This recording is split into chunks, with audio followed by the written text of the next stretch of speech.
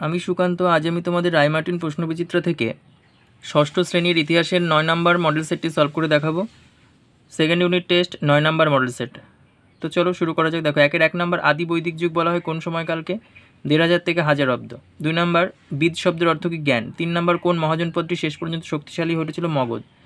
আচ্ছা, 4 নম্বর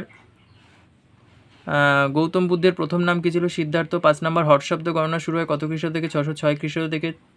6 নম্বর দ্বিতীয় চন্দ্রগুপ্তের আমলে ভারতে কোন ধাতুর মুদ্রা চালু হয়? রূপো। তারপরে 2-1 নম্বর মেগালিথ বলতে বোঝায় এ নম্বর বড় পাথরের সমাধিকে। 2 নম্বর দ্বিতীয় বৌদ্ধ সঙ্গীতি অনুষ্ঠিত হয় এ কালাশোকের আমলে। 3 নম্বর জৈন ধর্ম অনুযায়ী কতজন তীর্থঙ্কর ছিলেন? 24 জন। তারপরে হচ্ছে হীরের খনি ছিল। 4 নম্বর হীরের খনি ছিল পূর্ব মালবের কোষা এলাকায়। 5 নম্বর এলাহাবাদ প্রশস্তির রচয়িতাকে?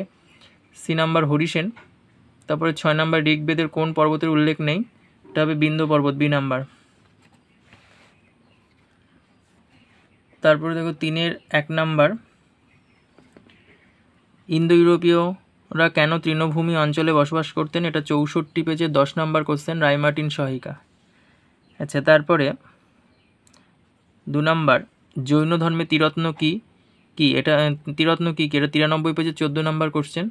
3 নম্বর মগধ ও ব্রিজি মহাজনপদ দুটির মধ্যে কি পার্থক্য তোমার চোখে পড়ে? এটা 89 পেজের 11 নম্বর কোশ্চেন। 4-1 নম্বর অর্থশাস্ত্র থেকে আমরা কি জানতে পারি? এটা 112 পেজে 7 নম্বর কোশ্চেন। 2 নম্বর বেশিরভাগ মহাজনপদই গঙ্গা উপত্যকায় গড়ে ওঠার কারণ কি? এটা 88 পেজে 7 নম্বর কোশ্চেন, রায়মার্টিন সহায়িকা।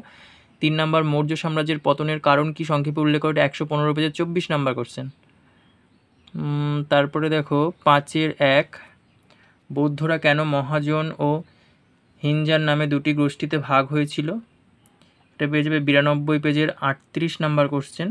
আর তারপরে ভারতে বৌদ্ধ ধর্মের জনপ্রিয়তা কমে যাওয়ার কারণগুলি কী? এটা 94 পেজের 47 নম্বর কোশ্চেন। আর 2 নম্বর কুষাণ ও সাতবাহনদের শাসন পদ্ধতি কীরকম ছিল? এটা 110 পেজের 10 নম্বর কোশ্চেন।